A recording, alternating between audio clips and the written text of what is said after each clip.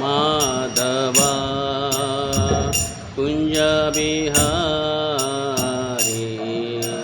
राधा माधवा कुंज जय गोपी जनावल्लभा गिरिवरधारी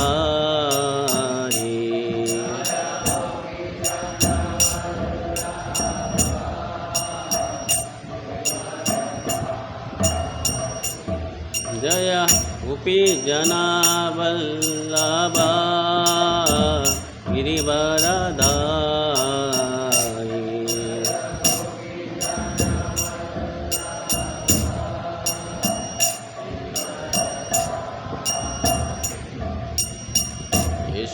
यशोदानंदन व्रज जनरंजन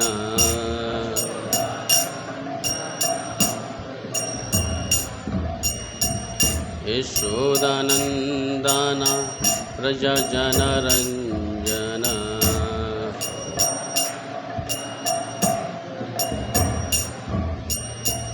यमुना तीरा वनचारी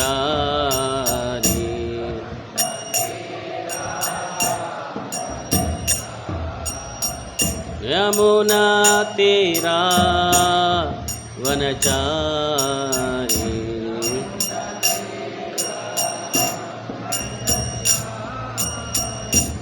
जय राधा माधवा बिहारी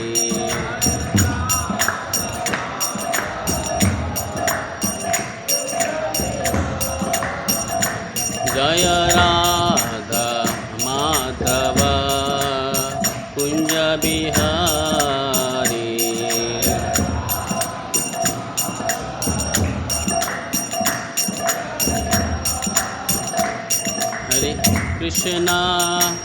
हरे कृष्णा कृष्ण कृष्ण हरे हरे हरे राम राम राम हरे हरे हरे कृष्णा कृष्ण कृष्ण हरे राम राम हरे कृष्णा कृष्ण कृष्ण हरे हरे हरे राम राम राम हरे हरे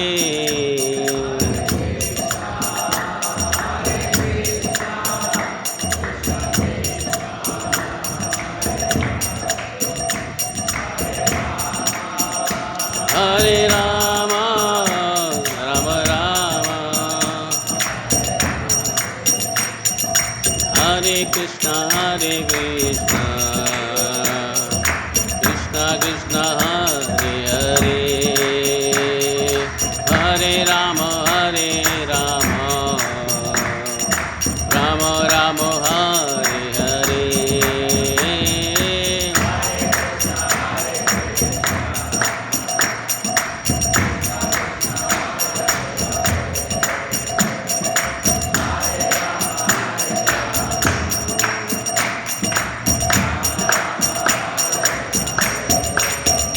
जय राधा माधव राधे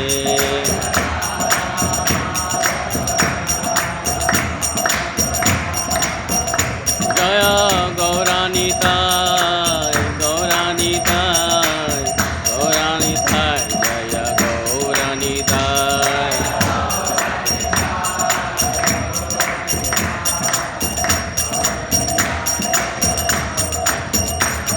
जय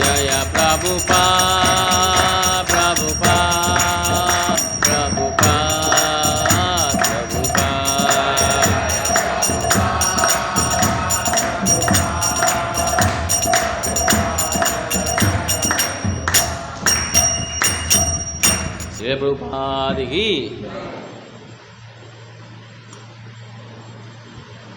ओम नमो भगवते वासुदेवाय।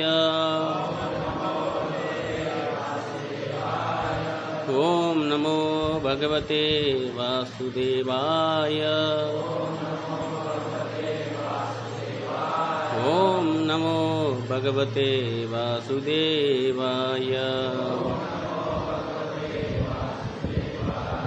नारायणं नमस्कृत्यं नरं चैव नरोत्तमं देवीं सरस्वतीं व्यासं ततो जयमुदीरये। नष्टप्रायेषु अभद्रेषु नित्यं भागवतं सेवया भगवते उत्तमश्लोके भक्तिर्भवति नैष्ठिकी। कृष्णाय वासुदेवाय देवकीनन्दनाय च नन्दगोपकुमाराय गोविन्दाय नमो नमः। नमो पंकजनेहाय नमो पंकजमालिने नमो पंकजनेत्राय नमस्ते पंकजांग्रे। ओम नमो विष्णुपादाय कृष्णप्रेष्ठाय भूतले श्रीमते भक्तिवेदांत स्वामी इति नामिने। जय सरस्वती देवी गौरवाणी प्रचारिणे प्राच्यता देशतारिणे। जय श्री कृष्ण चैतन्य प्रभु नित्यानंद श्री अद्वैत गदाधर शिवासादि गौरभक्तवृंद।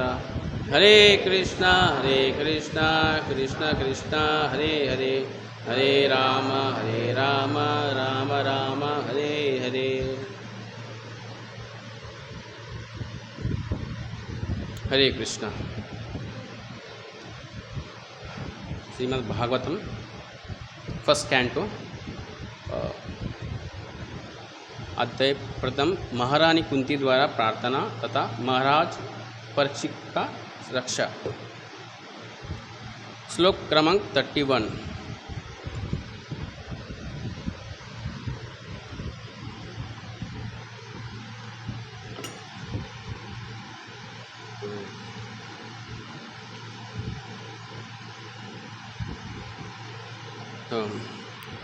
गोपी अदते त्वाहि। श्लोक बताइए। कृतागसी धामतावद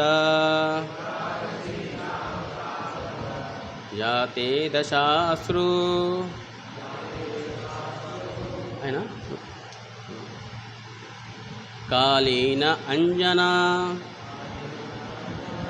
संभ्रम अक्षमम् वक्रतं निनियाभाय भावनाय चिता तस्य समहं विमोयाति विरपि यत् बिभेति। गोप्य अदते त्वाहि कृताकाशी धाम तावदा याते दशाश्रु कालील अंजना समभ्रम अक्षमम् वक्रतं निनियाभाय भावनाय चिता तस्य समहं विमोयाति धीरपि यत् बिभेति। तो बताइए।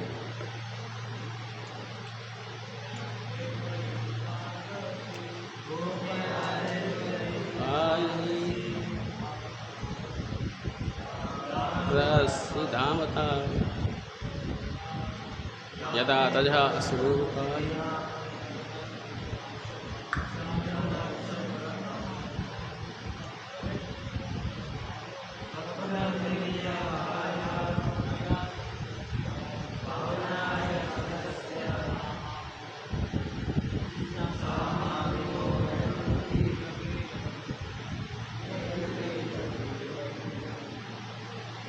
ओके। अनुवाद। गोपी ग्वालिन ने, आप मेरे साथ में बोलिए, आदते आददे लिया, त्वाहि आप पर कृतागासी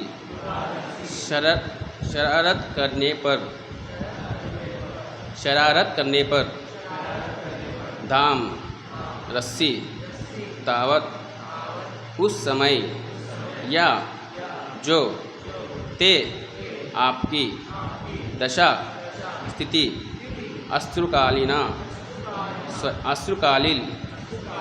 अश्रुपूरित अंजना काजल संभ्रम विचलित अक्षमम नेत्र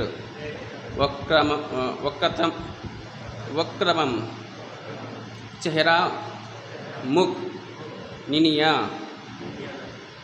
नीचे की ओर भय भावना भय की भावनाओं से स्थिता तस्या स्थिति का सा वा मम मुझको मोयाति मोहग्रस्त करती है भी अभी साक्षात भय भी यत जिससे विवेति भयभीत। तो अनुवाद, हे कृष्ण, जब आपने कोई शरारत की थी तब यशोदा ने जैसे ही आपको बांधने हेतु रस्सी उठाई तो आपकी व्याकुल आंखों अश्रुओं से डबडबा आई, जिससे आपकी आंखों का काजल धुल गया। यदि भी आपसे साक्षात काल भी भयभीत रहता है, फिर भी आप भयभीत हुए। ये दृश्य मुझे मोहग्रस्त करने वाली है। अभय चरणारविंद कृष्ण कृपा पूर्ति अभय चरणारविंद श्रील प्रभुपाद की तात्पर्य। यहाँ पर परमेश्वर की लीलाओं से उत्पन्न होने वाले मोह के एक अन्य प्रकार का वर्णन दिया जा रहा है। परम भगवान तो सभी परिस्थितियों में सर्वव्यापी है, जैसे कि इसकी व्याख्या की जा चुकी है। यहाँ पर श्री भगवान का सर्वोपरि होने के एक विशिष्ट उदाहरण है, और साथ ही साथ वे अपने शुद्ध भक्तों की साथ क्रीड़ा कर रहे हैं। श्री भगवान का शुद्ध भक्त अनन्य प्रेम के कारण ही श्री भगवान का सेवा करता है, और ऐसी भक्तिमय सेवा करते हुए वहाँ परमेश्वर के पद को भूल जाता है। परम भगवान भक्तों की प्रेममय सेवा का स्वीकार अधिक चाव से करते हैं। जब वहाँ सेवा स्वतः स्फुट शुद्ध स्नेह से की जाती है, ना कि पूज्य भाव से या प्रशंस भाव से। सामान्य रूप से श्री भगवान अपने भक्तों के द्वारा आदर की दृष्टि से पूजे जाते हैं, लेकिन श्री भगवान भक्तों से तब विशेष प्रसन्न होते हैं जब वहाँ शुद्ध प्रेम तथा स्नेह व श्री भगवान को अपने से कम महत्वपूर्ण होते हैं। जब वहाँ शुद्ध प्रेम तथा स्नेह व श्री भगवान को अपने से कम महत्वपूर्ण समझते हैं। श्री भगवान के मूल धाम गोलोक वृंदावन में श्री भगवान का समस्त लीलाओं का आदान प्रदान इसी मनोभावों से होता है। भगवान श्री कृष्ण के मित्र उन्हें अपने ही जैसे एक मानते हैं, वे उन्हें आदरणीय नहीं मानते हैं। श्री भगवान के माता पिता उन्हें मात्र एक बालक मानते हैं। श्री भगवान अपने माता पिता के प्रदानों को वैदिक स्रोतों द्वारा की गई स्तुति से बढ़कर आनंददायी मानते हैं। इसी प्रकार वे अपनी प्रेमिकाओं के उल्लाहों को वैदिक स्रोतों की अपेक्षा अधिक रुचि से सुनते हैं। जब भगवान श्री कृष्ण इस भौतिक संसार में मूल गोलक वृंदावन के दिव्य जगत की नित्य लीलाओं को जन सामान्य के आकर्षण के लिए प्रकट करने के निमित्त उपस्थित थे, तो उन्होंने अपनी पालक माता यशोदा के समक्ष विलक्षण नित भाव प्रकट किए। वे अपनी फलोचित क्रीड़ाओं से यशोदा माता द्वारा एकमात्र करके रखे गए मक्खन की मटकी फोड़कर उसका सारा मक्खन बर्बाद कर रहे थे। उसे वृंदावन के प्रसिद्ध बंदरों सहित अपने मित्रों तथा संगियों के बांट दिया करते थे, और वे सब श्री भगवान इसी उदाहरण का लाभ उठाते थे।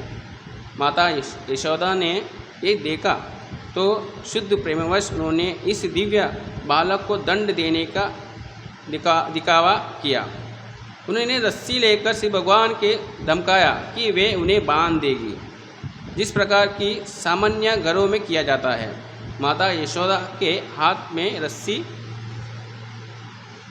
देखकर श्री भगवान अपने सिर नीचे करके सामान्य बालक की तरह रोने लगे और उन्हें असुरों की उन सुंदर आंखों में लगा काजल धुलकर गालों पर ढुलक पड़ा। कुंती देवी ने श्री भगवान के इस रूप की पूजा की, क्योंकि उन्हें श्री भगवान का परम स्थिति का ज्ञान था, जिससे साक्षात भयभीत रहता है। वे श्री भगवान अपनी माता से भयभीत है, क्योंकि माता उन्हें सामान्य तरीका से दंडित करना चाह रही थी। कुंती को श्री भगवान की श्रेष्ठ स्थिति का ध्यान था, लेकिन यशोदा को नहीं था। अतः यशोदा की स्थिति कुंती की स्थिति से श्रेष्ठ है।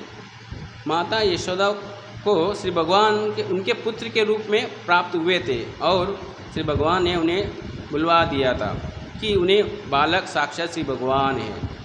यदि माता यशोदा को श्री भगवान की दिव्य स्थिति का ध्यान होता, तो वे अवश्य ही श्री भगवान को दंडित करते हुए हिचकाती, लेकिन उन्हें ये स्थिति बुलवा दिया गई है, क्योंकि श्री भगवान ममतामयी यशोदा के समक्ष पूर्ण बालक चपल्या का भाव प्रदर्शित करना चाह रहे थे।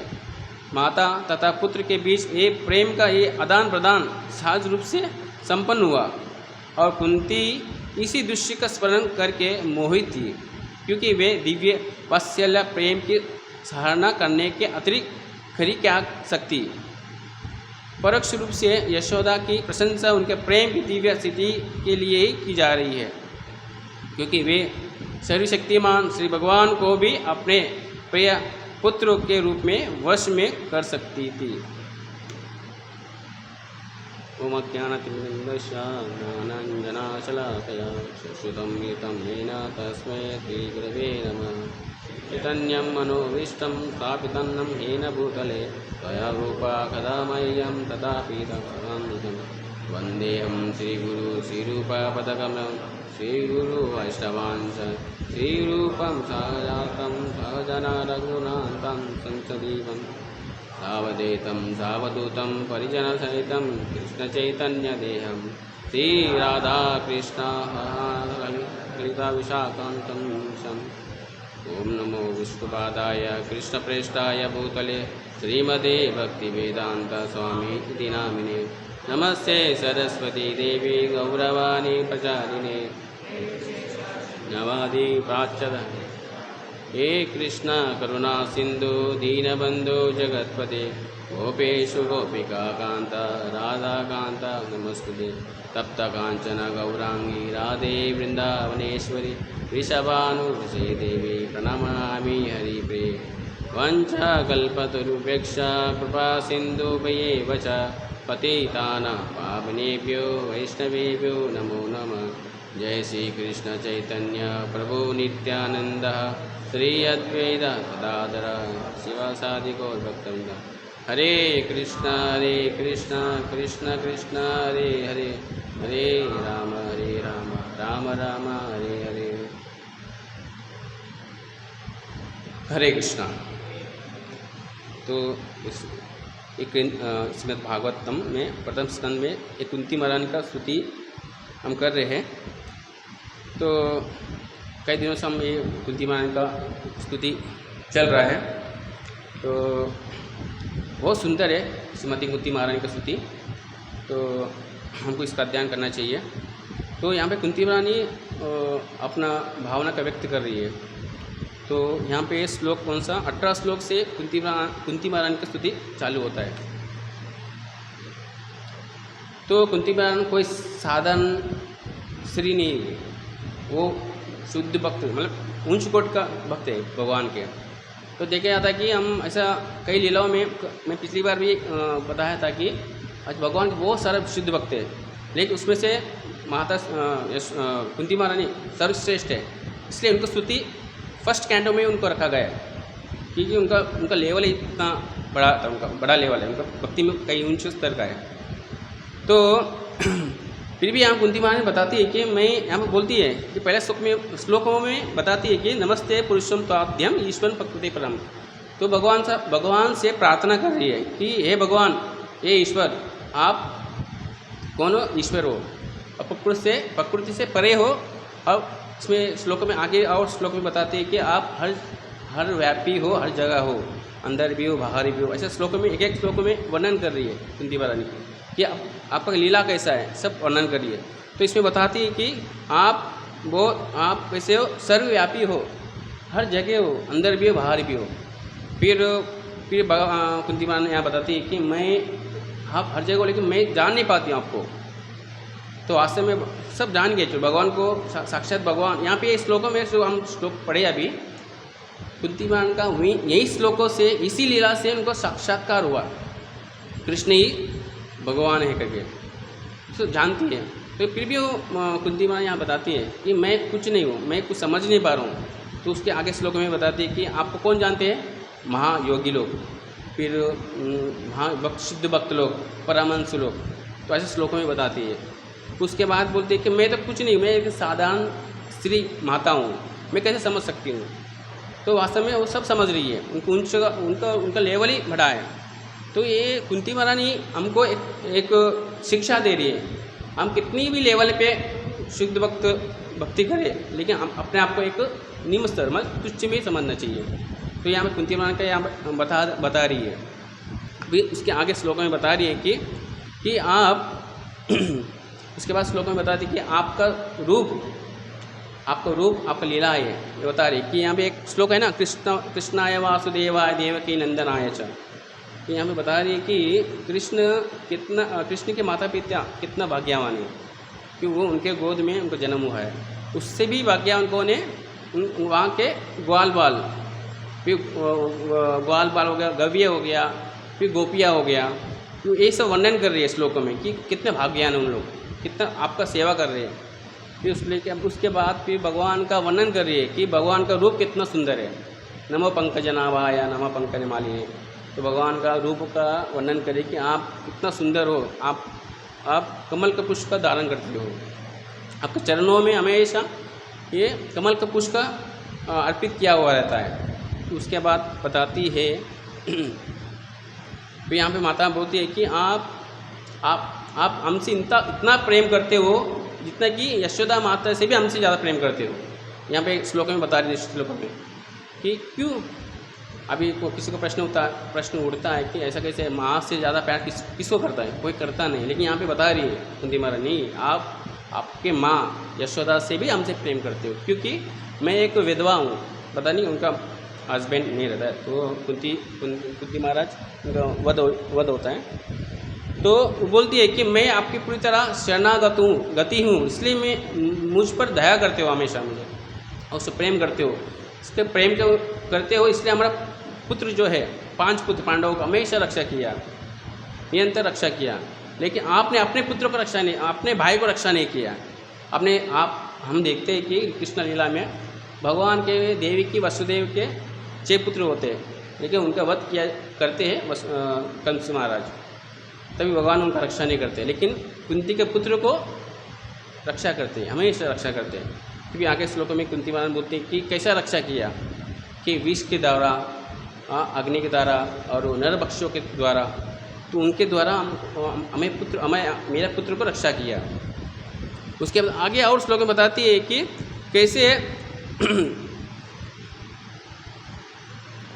कैसे आप इतना रक्षा करने के बाद भी अभी हम पर दया दिखाते हैं हमेशा।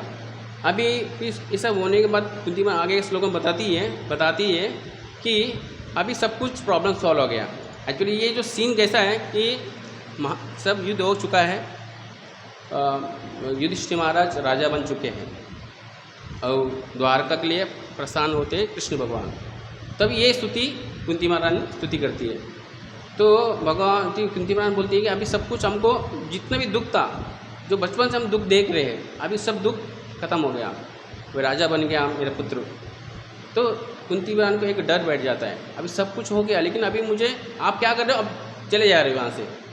तो कुंती महारानी तभी वापस स्तुति करती है कि बोलती है नहीं, आप ये द्वारा हमारे हस्तिनापुर पुरुष छोड़ के नहीं जाना है, कि आप हमारे साथ में रहे, तो भगवान नहीं मानते हैं।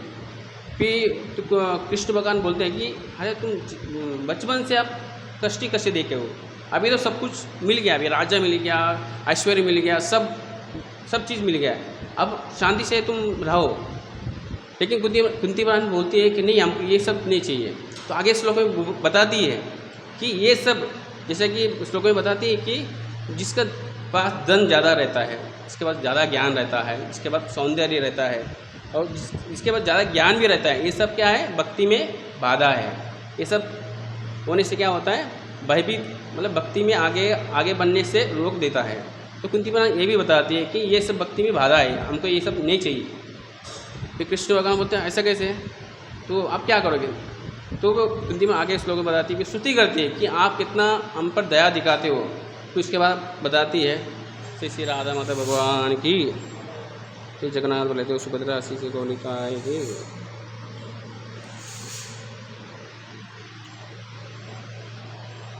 तो आगे श्लोक में कुंती महारानी बताती है कि आप भक्तों में पक्षपात नहीं करते हो, कि समभाव रखते हो, कि आप भगवान आप भक्तों का पुकारने से अलग अलग रूपों में आप अवतरित होते हो। तो आगे श्लोक में, पिछले श्लोक में ऐसा वर्णन दिया है कि आप मत्स्य अवतार में, कुर्मा अवतार में, वामन अवतार में, अलग अलग रूपों में आप आते हो कि भक्तों का रक्षा करने के लिए, अपना लीला करने के लिए।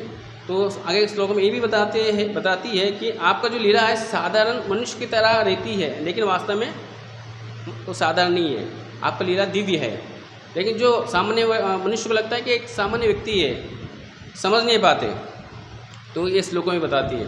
फिर आगे श्लोक में बताती है कि ये अभी जो, तो कुंती महारानी को याद आता है कि जो दामोदर का जो लीला है तो उनको स्मरण आता है कि कैसे आपने दामोदर का लीला किया है। तो यहाँ पे बोलते हैं कि कुंती महारानी साधारण स्त्री नहीं है, माता नहीं है। तो क्योंकि उस टाइम पे कृष्ण को कई लोग देख रहे थे, कई लोग साक्षात भगवान को देख रहे थे, लेकिन कृष्ण को, भगवान को कोई समझ नहीं पा रहे थे। जैसे कि दुर्योधन भी देख रहा था कृष्ण को, लेकिन समझ नहीं पाए। शिशुपाल देख रहे थे, कर्ण देख रहा था, सभी लोग देख रहे थे, लेकिन भगवान को जान नहीं पा रहे थे कि यही कृष्ण भगवान है। एक कुंती महारानी समझ गई उसी लीला से। तो एक उदाहरण के लिए कि एक पति पत्नी एक प्लान करते हैं एक यात्रा जाने के लिए। वो कहाँ पे? कांचीपुरम।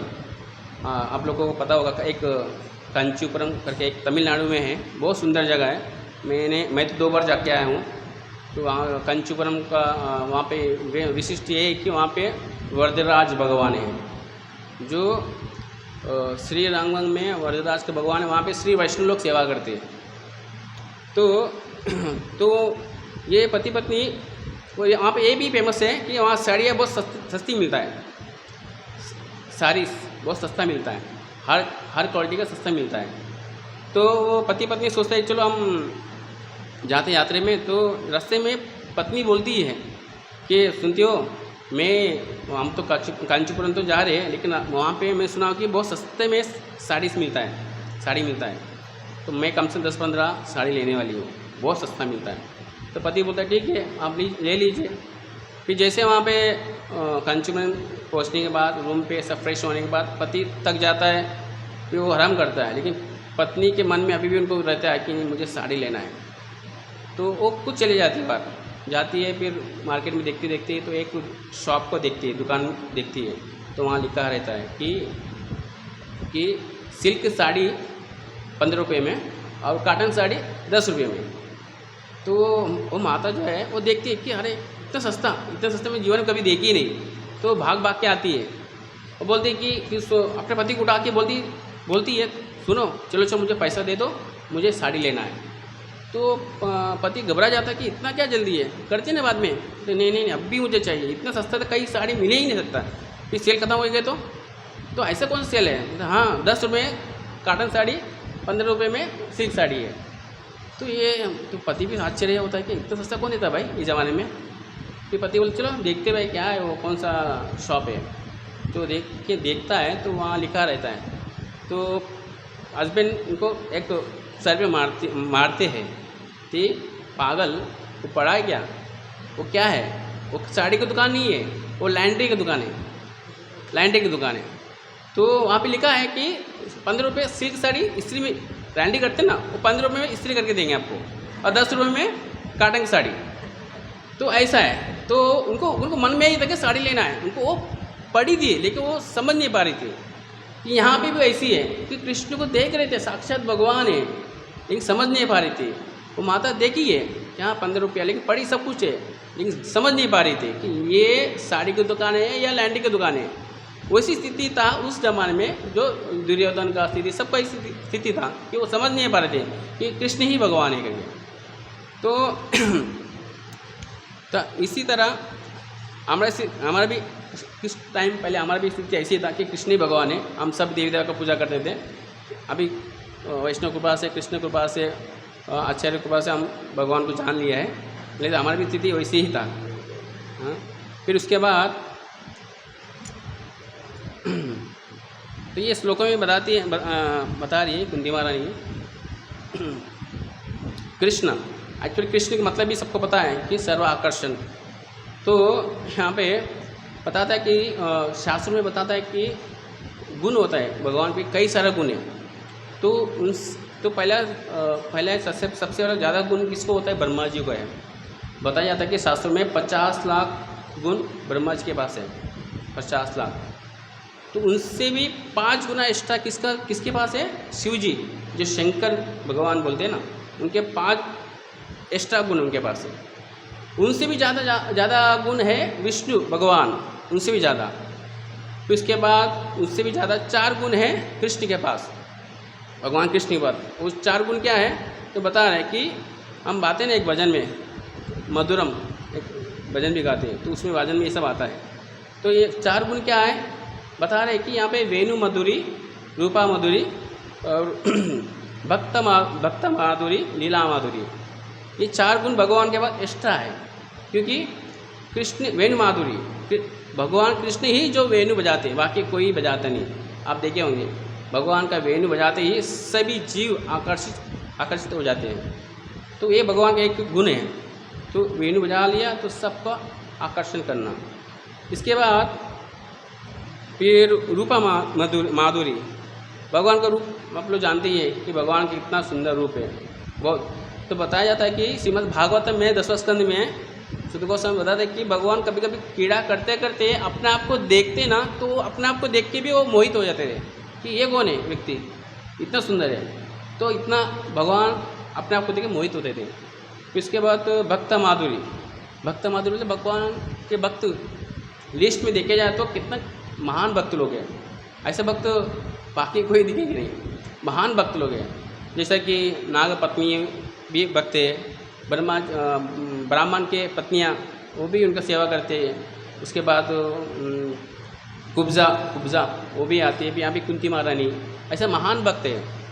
तो उसके बाद फिर लीला, इसके बाद हो गया फिर क्या है, लीला माधुरी, भगवान का जो लीला है। आप तो श्रीमद् भागवत पूरा पुराण है कि भगवान का अनेक लीला है, और हम पढ़ेंगे तो बहुत सुंदर है।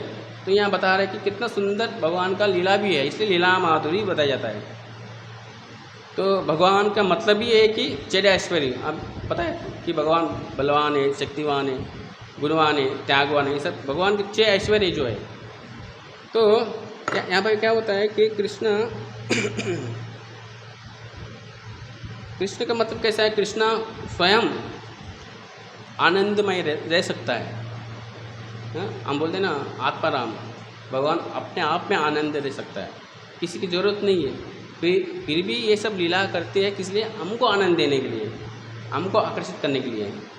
तो भगवान की लीला अपने आप में कोई प्रॉब्लम नहीं है, अपने आप में बहुत आनंद रह सकता है। लेकिन हमारे में वो गुण नहीं है, हमारे में वो गुण नहीं है। हमको आनंद के लिए कुछ एक व्यक्ति चाहिए, कोई एक व्यक्ति चाहिए हमको आनंद लेने के लिए। फॉर एग्जांपल के लिए देखा जाए तो कोई एक व्यक्ति 1 लाख का मोबाइल लिया,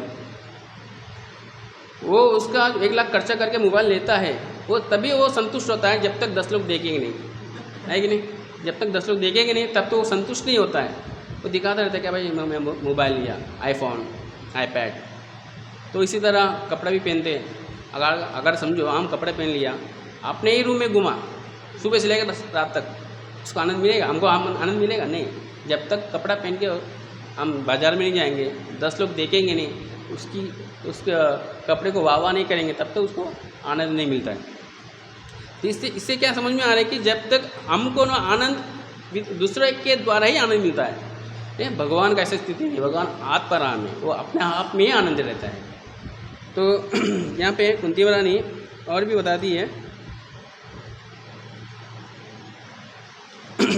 तो यहाँ पे कृष्ण का इससे इतना गुण होने के बाद भी भगवान के पास कुछ भगवान का ऐसा बताया जाता है कि भगवान एक्चुअली बलवान है, शक्तिवान है और डरते नहीं भी, किसी से भी डरते नहीं। लेकिन यहाँ पे इस लीला में बताया जा रहा है कि भगवान डरते हैं। किससे? हाँ, माता यशोदा से। रोते हैं, उनको भूख भी ज़्यादा लगता है, इसलिए मक्खन इतना खाते कि चोरी भी करते हैं।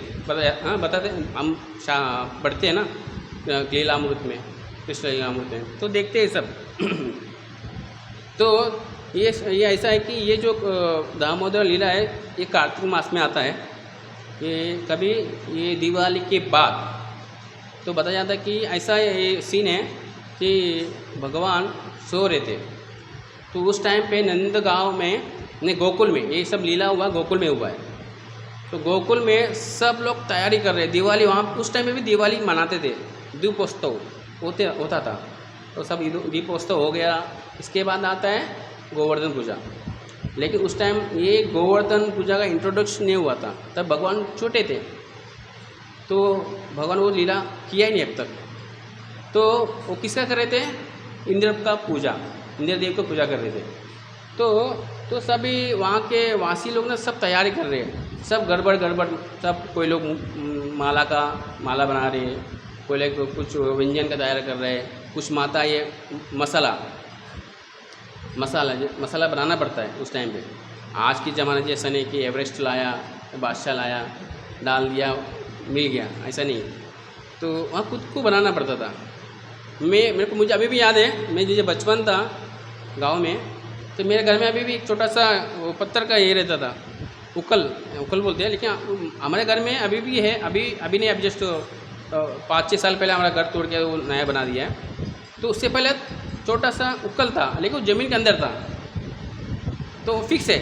ये दिख रहा है ना आपको, फ्लोरिंग के नीचे अंदर ही एक साइड में बनाया गया है कोने में। तो जब भी मसाला बनाना, कुछ बनाना था, वो पत्थर से कूद के ही उसको मसाला बनाना पड़ता था। तो ऐसा था। तो उस टाइम में ऐसे ही था, मसाला सब खुद को बनाना पड़ता था, माताएं सब बनाती थी। सब लोग कोई मसाला बना रहे, कोई कुछ सब्जी ला रहे, सब अपना व्यस्त थे, क्योंकि ये सेवा नंद महाराज सबको सौंप दिया था कि सब लोग तुम जाओ, ये करो, वो करो, ये करो। तो माता यशोदा माता भी, वहाँ के जो उनके आंगन में जो माताएं थे, उनको भी सेवा दिया गया था। तो सब अपना सेवा कर रहे हैं। फिर कृष्ण भगवान सो रहे थे तभी, तो यशोदा माता देखती है कि कृष्ण सो रहे हैं, तो अभी उनको जैसे उठेंगे तो उनको भूख लगेगी, तो सोचती है कि अभी सब लोग सेवा करें। तो अम्मी कुंती माता सोचती मैं खुद ही भगवान कृष्ण के लिए मक्खन का मंथन करूँगी। तो खुद क्या करती है? तो आपको ये पता होगा भगवान नंद महाराज के पास 9 लाख गाय थी, 9 लाख काऊ। तो उसमें बताया जाता है कि उसमें से भी 108 गाय प्रमुख है, मुख्य है 108। उससे भी 108 में से भी 8 गाय प्रमुख है, उसको नाम कुछ पद्मगंधा उसका नाम दिया गया है, पद्मगंधा गाय, और विशिष्ट स्पेशल है वो। उसमें से भी 8 में से भी 2 गाय स्पेशल है, क्योंकि उसी 2 गाय से ये भगवान कृष्ण का दूध का मक्खन बनाते थे। तो वो 8 गाय स्पेशल किस लिए है? ये इसलिए था कि बाकी गाय घास खाती थी, लेकिन ये जो 8 गाय घास खाती थी, लेकिन कैसे घास? वो घास को भी कैसे उगाते थे? वो 8 गाय खाने के लिए वो जो घास बनता था, वो लोग नंद महाराज उनको स्पेशली एक जगह बनाया गया था तो घास को उगाने के लिए। तो घास उगाने के लिए क्या करना पड़ता था? वाटर डालना पड़ता था, लेकिन वो घास उगाने के लिए जल नहीं डालते थे, दूध डालते थे। कौन सा? वो जो 8 गाय है ना, जो 8 गाय दूध देती थी, वो 8 गाय के दूध से वो घास उगाते थे। तो वो जो घास खाती है 2 गाय, खाने के बाद जो दूध आता है वो पद्मगंधा का दूध बोलते हैं। तो वो दूध से भगवान का मक्खन बना के भगवान को खिलाते थे। तो ऐसे बताया जाता है कि वो उनका जो दूध इतना स्वादिष्ट है, मतलब कहीं मिले होता है उसका सुगंध आता था, स्मेल आता अच्छे से। तो ऐसा है, ऐसा दूध भगवान के लिए यशोदा माता मक्खन बनाने के लिए वो विचार करती है। फिर उसके बाद तो भगवान सो रहे थे, फिर माता यशोदा सोचती है चलो मैं खुद बना लूँगी। फिर जब जाती है मक्खन बनाने के लिए, तो आज हमारा आचार्य बताते हैं कि 3 कारण हैं जो यशोदा माता खुद ही मक्खन क्या बोलते बनाती है। तो एक रीज़न ऐसा है कि हमेशा सोचती कि एक कारण ये भी है कि गोपी हमेशा कंप्लेंट देती है कि हाँ ये हमेशा हमारे घर में आता है, मक्खन चोरी करता है। तो इसलिए भी हमेशा कंप्लेंट आने की वजह से हमारा यशोदा माता समझती है कि नहीं, मैं इस बार मैं खुद बनाती है। शायद हमारी जो माता ये उनको शुद्ध भाव से नहीं बनाती है, इसलिए मैं खुद बनाती है। ये भी एक कारण है। फिर और एक कहानी ये भी बताती है कि देखो भगवान इतना सुंदर है, मेरा पुत्र है, तो शायद ये माता ही है, वहाँ का जो नौकर है सेवा करने वाले, उन लोग शायद उनसे भाव से नहीं कर रहे हैं। ये कृष्ण तो मेरा पुत्र है, तो मैं खुद ही एक बार बना के देखती हूँ, शायद वो चोरी करने होगा, तो इसलिए खुद बनाती है। ये भी एक कारण होता है। ये और एक कारण भी बोलती है कि बताते हैं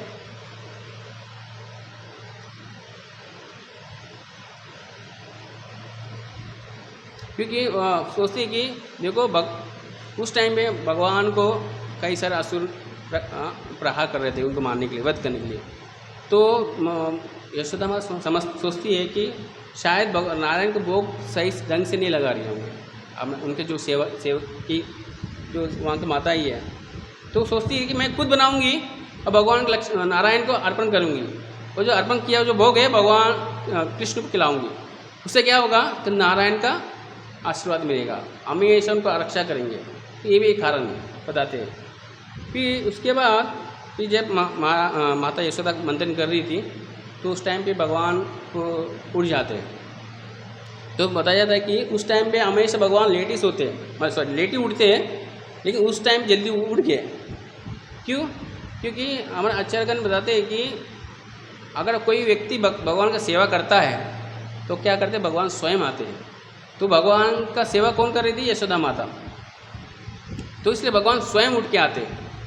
तो जैसे उठ के आती तो आते हम साधारण देखते हैं, कोई बच्चा उठता है तो पहले देखते हैं आसपास में मेरे माँ है कि नहीं, मेरे पापा है कि नहीं, तो नहीं है तो क्या करते, चिल्लाते हैं। तो वैसे ही भगवान देखते कि कोई नहीं है यहाँ पे, इनको गुस्सा आता है कि कहाँ है मेरी माँ। तो फिर ढूंढ के आता है कृष्ण भगवान। फिर उस टाइम पे तो देखता है कि यशोदा माता मंथन कर रही है, इनको गुस्से से देखता है, और देखते ही वो उस मंथन का आपको पता है कि आप देखे होंगे कि मंथन कैसा किया जाता है। एक मटका होता है जो दूध दही डाला रहता है, और एक लकड़ा होता है जो मंथन करने के लिए, वो एक रस्सी भी रहता है, आपको पता है। तो उसको रस्सी को ऐसे घुमाना पड़ता है। तो भगवान क्या करते, सीधा आके उस लकड़े को, उस डंडा को पकड़ते। तो कुंती माता देखती है, अरे ये तो आ गया, आते आते क्या किया, उसको पकड़ रहा है। तो भगवान को देख के वो एक स्माइल देती है यशोदा माता। स्माइल देते हुए फिर सोचती है कि मेरे कृष्ण कितने बलवान है, कि एक्चुअली उसको रोकने के लिए कुछ ना कुछ होता है ना, तो मतलब यशोदा माता हाथ पकड़ना या रस्सी पकड़ना, लेकिन कृष्ण कहाँ पकड़ा, उस डंडा को। उसको पकड़ने से क्या वो मंथन पूरी तरह रुक गया। तो यशोदा माता सोचती है कि मेरा पुत्र कितना बलवान है, सीधा उसको पकड़ लिया और बहुत ताकत से पकड़ लिया। फिर उसके बाद ये भी विचार करती है कि मेरा पुत्र कितना बुद्धिमान है, यहाँ पकड़ने से रुक जाएगा करके, इतना छोटा बालक। एक्चुअली ये भगवान का ये लीला जो है 3 साल 4 साल के बीच में हुआ है। तो तभी यशोदा माता समझती कि कितना बुद्धिमान है और बलवान भी है। फिर कृष्ण रोते हुए आते, फिर गोद में बैठ के फिर रोते। तो रोते रोते फिर यशोदा माता समझती है कि हाँ इनको शायद भूख लगा होगा, तो स्तनपान कराती है। फिर कराते कराते फिर सोचती, फिर यहाँ पे सुखदेव गोस्वामी यहाँ पे एक बताते हैं कि जब मंथन कर रही थी यशोदा माता, तो उन्होंने ऐसे नहीं कहा, बस ऐसे एक काम समझ के कर रही थी। उन्होंने भगवान का स्मरण कर रही थी। कृष्ण का जो छोटा छोटा लीला किया था 3 साल के अंदर जो लीला किया, वो तो स्मरण करते करते वो गा रही थी, एक गाना गा रही, मतलब ये पिक्चर का गाना नहीं, उस भगवान की लीला का गाना वो स्मरण करते गा रही थी। तो सुखदेव गोस्वामी यहाँ पे वर्णन करते कि यशोदा माता कैसा गा रही है। उसमें ये भी वर्णन दिया गया कि यशोदा माता कौन सा वस्त्र पहने हैं, वो कैसे उनका रूप है, और वो क्या पहनी थी। बताया कि माला पहनी थी, पहनते ना माता जी लोग पहनते, तो सुंदर सा माला पहनी थी। तो गा रही थी, गाते गाते ये सब, एक जो गाना है ना, ये जो कर रही थी ना, जो भी सुन रहा था सब मोहित हो रहे थे। वहाँ का जो भी रहवासी, आसपास के पड़ोसी, सब माताएं देख के सुन के तो उनको बहुत आनंद आ रहा था कि बहुत अच्छा सुंदर गा रही है। तो कृष्ण को सुन गाते गाते फिर उनको ये स्मरण आता कि मैंने रसोई घर में क्या रखा है, पद्मगंधा का दूध रखा है। तो स्मरण आता कि वो हमको पता है कि जब वो बॉइलिंग, उसका बॉयल होता है तो दूध बाहर गिरता है, तो उसका स्मेल आता है माता यशोदा को कि हाँ चलो वहाँ पे रसोई घर में दूध गिरने वाला है। तो भी इसमें हमारा आचार्यगण ऐसा एक टिप्पणी करते हैं कि वो पद्मगंध जो दूध है वो देख रही है कि यशोदा माता क्या कर रही है, कृष्ण भगवान को स्तनपान करा रही है। तो वो सोच रही है कि अरे वो तो भगवान का भूख लगी, वो तो दूध पी रहे हैं, तो मैं किस काम का, मेरा तो जीवन व्यर्थ है। तो वो क्या समझ रहे कि सच में मर ही जाऊँगा। तो वो उबल के नीचे गिर के, नीचे तो आग रहता है तो नीचे गिर जाती है। फिर ये ऐसा वहाँ गिरते वो अपने आप को आत्महत्या करने के लिए वो प्रयास करती है। तो हम सोचते हैं कि ऐसा कैसे हो सकता है, एक दूध कैसे ऐसा सोचेगी बोलेगी। लेकिन वास्तव में गोलोक वृंदावन में ऐसे ही होता है, भूलोक में नहीं होता है, लेकिन गोलोक वृंदावन में ऐसे ही होता है कि हर जीव सहजीव है, हर एक चीज़ बोलती है, सुनती है, बोलती भी है। तो ऐसा कि ये जो लीला है ऐसा नहीं कि यहीं पे हो रहा है, ये बताया जाता है कि ये कृष्ण का जो लीला है और ब्रह्मांड में कहीं ना कहीं हो रहा है। गोलोक धाम जो गोलोक वृंदावन में तो अभी भी हो रहा है भगवान का लीला। तो वहाँ पे भी यशोदा माता वही उनका लीला है कि मंथन करना, भगवान को खिलाना, ये सब। कभी भी वहाँ ऐसा भी होता है कि यशोदा माता रसोई घर में खाना चावल पका रही है, यहाँ अपना सेवा कर रही है, तो यशोदा माता पूछती है किसको, चावल को, ये चावल तुम पक गए क्या? तो चावल बोलती नहीं और थोड़ा टाइम लगेगा। तो ऐसा उन लोगों को उनका आदान प्रदान होता था। तो माता तो ऐसे यहाँ होता तो माता जी लोगों को बहुत ईजी रहता ना, है कि नहीं, कि हमको बार बार देखने की जरूरत नहीं, वरना चावल जल जाएगा। अगर एक मैं पूछ लिया, चावल बोल दिया हाँ मैं पका नहीं, और 10 मिनट रुको, तो अपना काम एकदम क्या बोलते टेंशन से फ्री रहेगी। तो ऐसे तो ओनली गोलोक वृंदावन में होता है, यहाँ नहीं होता है। तो ऐसा है। इसके बाद क्या होता है, फिर भगवान को, फिर जब उनको लगता है कि दूध नीचे जा रहा है, तो कृष्ण भगवान को बाजू में रख के वो चली जाती है। तो कृष्ण भगवान, और आपको ये सब लीला पता है, दामोदर का लीला, फिर भी मैं आपको बताने की कोशिश करूँगा। तो भगवान फिर यशोदा माता चले जाती है, तो कृष्ण भगवान बहुत ही उनको गुस्सा आता है कि ऐसे कैसे मुझे छोड़ के चली गई। उनको गुस्सा के, आपको पता है कि सब पत्ता लेते हैं, सब मटके फोड़ते हैं, भगवान सब मटके फोड़ते। फिर फोड़ने के बाद उनको स्मरण आता है कि अरे ये तो मैं फोड़ दिया, लेकिन मेरी माँ आई तो मेरे को क्या करेगी, दंडित करेगी। तो क्या करते, भागते भी। वो छोटे 3 साल का बच्चा है कृष्णा, भागते हैं। लेकिन आपको पता है छोटे बच्चे को ज़्यादा क्या बोलते हैं, ये नहीं होता है, सेंसिस नहीं होता है कि उनको कैसे भागना है। लेकिन वो जो दूध दही सब नीचे गिरा हुआ है उस पे पैर रख के जाता है। लेकिन जाते हैं तो उनका जो जहाँ जाते हैं उनका वो चिन्ह, कि उनका पैर में दही दूध लगा हुआ है, तो चिन्ह दिखता है कि वो कृष्ण कहाँ भागे करके। तो फिर जब यशोदा माता देखती है कि अब क्या हो गया, उनको भी गुस्सा आता है कि ऐसे कैसे, ये किसने किया है, नटकर कृष्ण ने किया है। फिर उसके बाद कृष्ण जाते किधर, एक वहाँ पे उनका एक बड़ा सा गुरु रहता है, एक स्टोरेज रूम रहता है, वहाँ पे सब दही मक्खन जमा हुआ रहता है। वहाँ जाके क्या कर रहे हैं, सब मटका फोड़ रहे हैं और सबको दही, किसको, बंदर को, अपने साथियों को, कौवे को, कबूतर को, सबको खिला रहे हैं। तो एंजॉय कर रहे हैं भगवान वहाँ सबको खिला के। तो बताया था कि आपको पता है कि जो बंदर है सामान्य बंदर नहीं थे, कि ये रामायण में जो भगवान के राम को सहायता किया था, वही बंदर इसी द्वापर युग में भगवान की लीला में शामिल होने के लिए ये बंदर के रूप में वापस आते हैं। तो भगवान उस टाइम में सोचते हैं कि मैंने उनके लिए कुछ नहीं किया, कम से इस रूप में, इस अवतार में तो उनके लिए अपने हाथों से मैं क्या खिलाऊंगा, मक्खन खिलाऊंगा। तो सभी बंदर को मक्खन खिलाते हैं। फिर माता यशोदा माता ढूंढ के आती है, तो उनको पता चलता है कि हाँ ये चिन्ह जो है कृष्ण के ही है। फिर वहाँ आके फिर भगवान को देखती है। लेकिन जब कृष्ण भगवान जब बंदरों को खिलाता है, तो एक बंदर ऐसा है कि वो मुंह में डालती है एकदम स्टैचो, ऐसे ही रुक जाता है, क्योंकि कृष्ण ऐसे सामने है, उसकी माता यशोदा पीछे है और बंदर यहाँ है, और उनके देख के ऐसा स्टैचो हो जाता है। फिर कृष्ण देखते इसको क्या हो गया, मैं तो मक्खन डाला, ये खा नहीं रही है, ये तो ऐसे देख रही है। फिर उनको आंखों से दिखता है कृष्ण भगवान उनको बंदर के जो आँखें हैं उनके आंखों से दिखता है यशोदा माता का, हाँ ये कौन है, यशोदा माता आई है। फिर बंदर तो भाग जाती है। फिर कृष्ण देखता है भाई मैं क्या करूँ, मेरे को भागना ही है, नहीं तो पकड़ेंगे तो मुझे मारेगी। फिर उसके बाद कैसे करके बंदर तो भाग जाते हैं। तो बताते कि कृष्ण भी कितने की तरह के वो वहाँ से खिड़की से जंप मार के वो चले जाते हैं। तो कृष्ण भगवान विचार करते हैं कि यहाँ रहेंगे तो मुझे दंडित तो करने वाले, इससे तो मैं क्या करूँ, बाहर जाऊँ, वहाँ पब्लिक में क्या माता यशोदा नहीं मारेगी। लेकिन यशोदा माता तो ठान ली थी कि इस बार तो मैं इनको मार के दंडित करके रहूँगी, कुछ भी हो। तो वो भी पीछे भागता है। ये सब आपको पता है कि कैसा माता घूमती है, उनको पीछे पड़ते हैं, कृष्ण घूमते फिर आखिर में फिर कृष्ण भगवान से बोलते कि तुमको इस बार में पकड़ के दंडित करूँगी किसी भी हालत में। कि भगवान फिर आस्ते आस्ते देखते भाग रहे और पीछे ही मुड़ के देख रहे कि माता आ रही कि नहीं आ रही। लेकिन माता तो नहीं छोड़ रही थी, उनको पकड़ना ही पकड़ना था। तो उसके आखिर में भगवान को तो पकड़ लेते हैं, आपको पता है। तो पकड़ने के बाद फिर वहाँ पे बताते हैं कि भगवान को पकड़ने के बाद उनको बहुत चिल्लाते बोलते कि अभी इस बार तो मैं छोड़ूंगी नहीं, अभी तुम्हारा नटखट बहुत ज़्यादा ही हो गया, इस बार मैं नहीं छोड़ूंगी। तो करके उन्होंने क्या किया, एक उकल बड़ा सा उकल रहता, अभी भी वृंदावन में वो उकल अभी भी है, छोटा में है लेकिन है अभी भी, उस जमाने का जो उकल अभी भी है, उसका दर्शन करना चाहिए। तो उस उकल को बांधती है।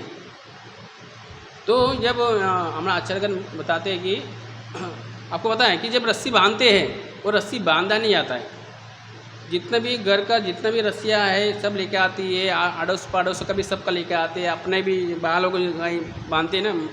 मैं हमारे गांव में देखता कि माता जी अभी भी वो रिबन का वो रहता है ना बांधने का, तो वो सब निकाल के सब बांधते, लेकिन फिर भी 2 इंच कम पड़ता है। तो हमारा आचार्यगण बताते हैं कि 2 इंच का रीज़न ये है कि एक तो है रीज़न कि एक सिंसियर मतलब श्रद्धा होना चाहिए, एक कारण है, और एक दूसरा है भगवान का कृपा होना चाहिए। ये 2 कारण है, इसलिए वो नहीं बांध रहे थे। जब यशोदा माँ थक जाती है, उनको जब पसीना आती है तो कृष्ण भगवान तब समझते हैं कि नहीं अभी बहुत ज़्यादा हो गया, माँ को बहुत ज़्यादा मैं तंग किया हूँ। तो क्या करते अपने आप को बांध लेते। तो यहाँ पे ये बांधने के बाद फिर वो क्या होता है,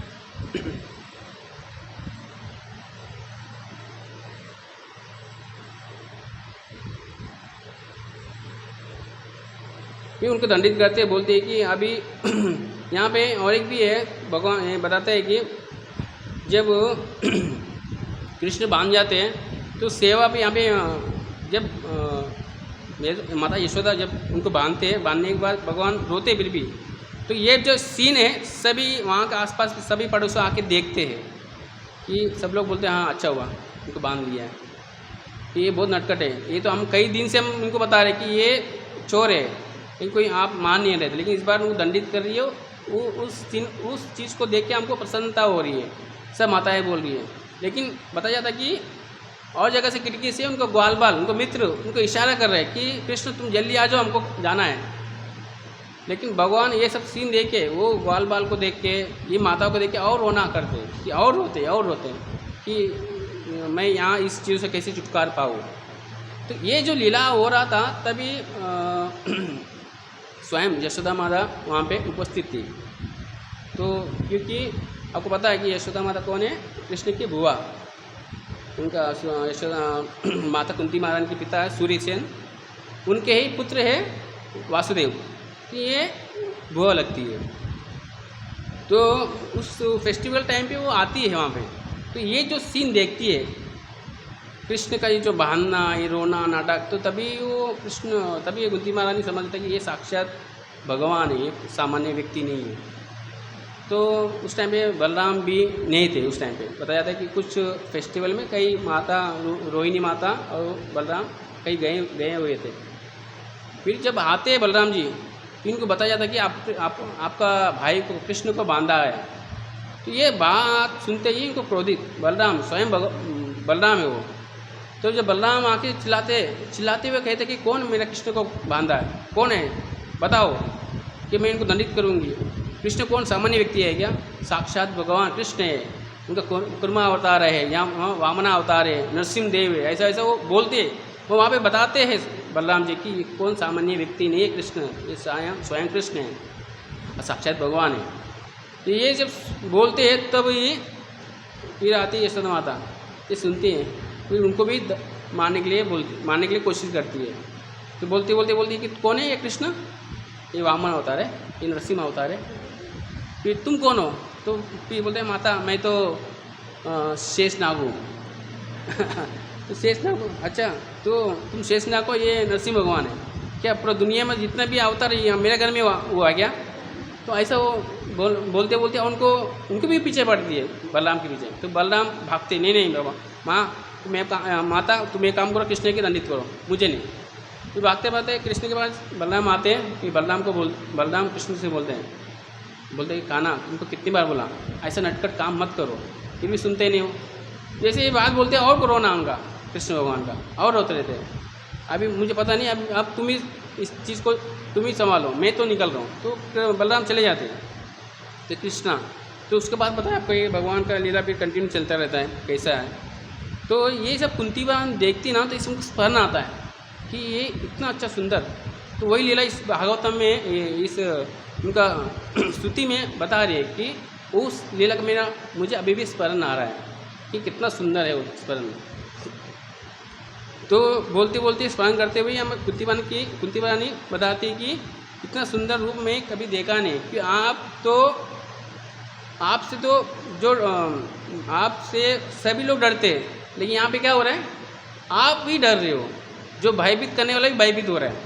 यहाँ पे अनुवाद में बता रहे हैं ना, यहाँ क्या बोल रहा है कि बता रहे हैं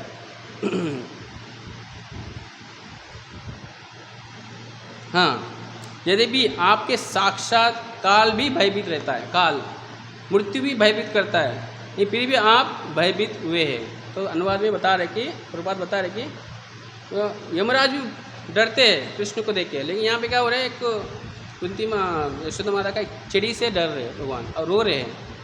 तो वो चीज़ का मुझे स्मरण हो रहा है कि कितना सुंदर है। तो ऐसा बताया जा रहा है। इस तरह ये कुंती माता का इसका अनुवाद है, तात्पर्य में लिखा गया ऐसा। प्रभुपाद ने बताया कि भगवान जो है यशोदा माता के लिए साधारण व्यक्ति जैसे ही था। अगर यशोदा माता को अगर उनको स्मरण होता कि साक्षात कृष्ण है, तो वो जो लीला है वो सब नहीं होता ही नहीं था। लेकिन भगवान बताते हैं कि भगवान जानबूझकर स्वतः ही वो क्या करते हैं, उस चीज़ को स्मरण को हटा देते हैं, मतलब वो याद को बुला देते हैं कि मैं तुम्हारे लिए पुत्र हूँ, भगवान नहीं हूँ, मैं साधारण आपका बालक हूँ। तो ये, लेकिन ये कुंती बहन को वो चीज़ स्मरण को वो नहीं करते। भगवान वो कुंती बहन को याद रहता है कि हाँ ये तो कृष्ण भगवान, वो तो देख रहे हैं। लेकिन माता को, यशोदा माता को वो बोलते ना उस कैटेगरी से उनको निकाल देते हैं भगवान कि नहीं, तुम मुझे पुत्र के रूप में स्वीकार करो, उसी रूप में मुझे सेवा करो, उसी में आनंद है। यहाँ बता रहा है कि गोलोक वृंदावन में ऐसी ही होता है।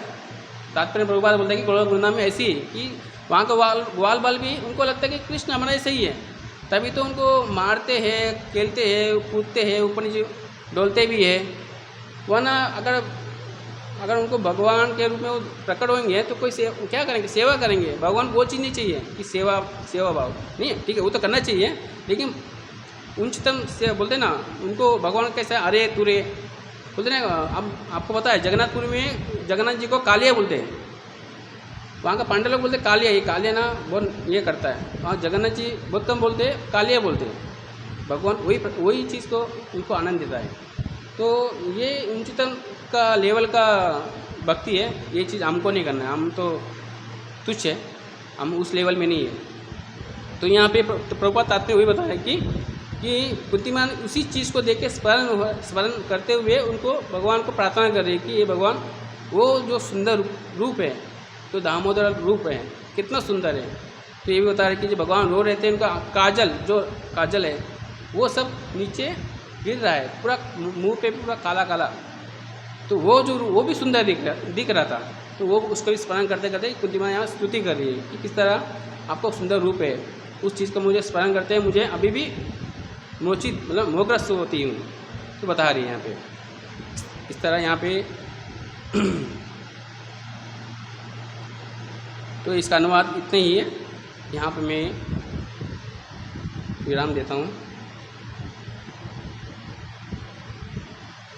हाँ, और एक चीज़ है, ये जो दामोदर लीला हुआ है, मैं एक प्रवचन में सुना था, श्रीरंगम में पता है आपको भगवान रंगनाथ हैं, तो बहुत उनका विग्रह बहुत बड़ा है। तो उनका उदर पे अभी भी कमर पे उनका वो जो निशान है वो स्वयंभू है एक्चुअली, भगवान का विग्रह। उनका जो नाभि पे अभी भी वो जो उधर जो रस्सी बांधा था वो अभी भी निशान है। कोई अगर श्रीरंगम जाएंगे तो रंगनाथ के दर्शन करेंगे, वो तो देखने नहीं मिलता है। स्पेशली उनको कोई पुजारी को उनको स्पेशली रिक्वेस्ट करना पड़ेगा, या उनका पहचान से हम जाके उनका दर्शन वो चीज़ का दर्शन कर सकते हैं। वहाँ ऐसे दर्शन तो पॉसिबल नहीं है, लेकिन है भगवान का अभी भी, और रस्सी का जो निशान है अभी भी भगवान के पास अभी भी। अगर कोई भाग्यवान है तो जाके दे सकता है, तो है मतलब। तो ये भी पता जाता है कि लीला में जब भगवान को जब रस्सी बांधा था तो निशान भगवान का वो हमेशा था, मतलब था। तो भगवान को कभी भी चिढ़ाते थे कि देखो ये कौन है, दामोदर है, सब ग्वाल बाले सब चिढ़ाते थे। तो भगवान क्या करते थे, अपने आप को धोती को ऊपर करते थे, नहीं दिखना चाहिए करके। तो क्यों उनको चिढ़ाते थे, अरे ये सब लोग चिढ़ा रहे हैं। तो वही जो निशान है रंगनाथ जी को अभी भी है, कि कितनी बड़ी बात है कि अभी भी है। तो वहाँ का पुजारी लोग को तो दर्शन करते ही है। तो हम भी कोशिश कर सकते हैं ऐसा भगवान का दर्शन करना चाहिए। मैंने भी एक बार, मैंने 2 बार किया हूँ रंगनाथ श्रीरंगम में। और रंगनाथ का जो श्रीरंगम जो है बहुत सुंदर सिटी है।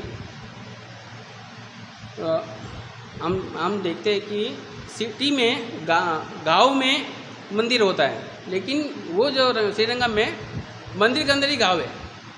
ये आश्चर्य है एकदम। आपको मैंने सुना कि कैसा ये मंदिर बनाया गया है। मैंने एक सन्यासी है भक्ति रसामृत स्वामी महाराज, उनके प्रवचन में भी सुना। ये जो मंदिर है चोर लोग ने बनाया था, चोरी से बनाया था। यमुना आचार्य उनके शिष्य रामानुजाचार्य, ये सब श्री वैष्णव के संप्रदाय में आते हैं। इनका जो जीवन चरित्र है ना, आप सुनिए, बहुत सुंदर है। मैंने जब भी सुना ना, मेरे आंखों में आंसू आया कि इतना शुद्ध बात, इतना इनका जो लीला है भगवान के प्रति जो स्पर्धा है, इतना सुंदर है। तो यमुना आचार्य के शिष्य लोग थे जो चोरी करके ये रंगनाथ का श्रीरंगम का स्थापना किया है। तो आपको कभी मौका मिले तो ये आप सुन सकते हैं। ऑनलाइन में भी श्री भक्ति रसामृत स्वामी महाराज का लेक्चर्स है श्रीरंगम के प्रति, कि यमुनाचार्य भी कैसे उनके शिष्य बने, ये सब है इसमें। तो कहने मतलब क्या है कि ये भगवान का जो भक्तों का लीला है वो भी बहुत सुंदर है, उसको भी हमको सुनना चाहिए, स्मरण करना चाहिए। ठीक है, यहाँ पे विराम देता हूँ। हरे कृष्ण।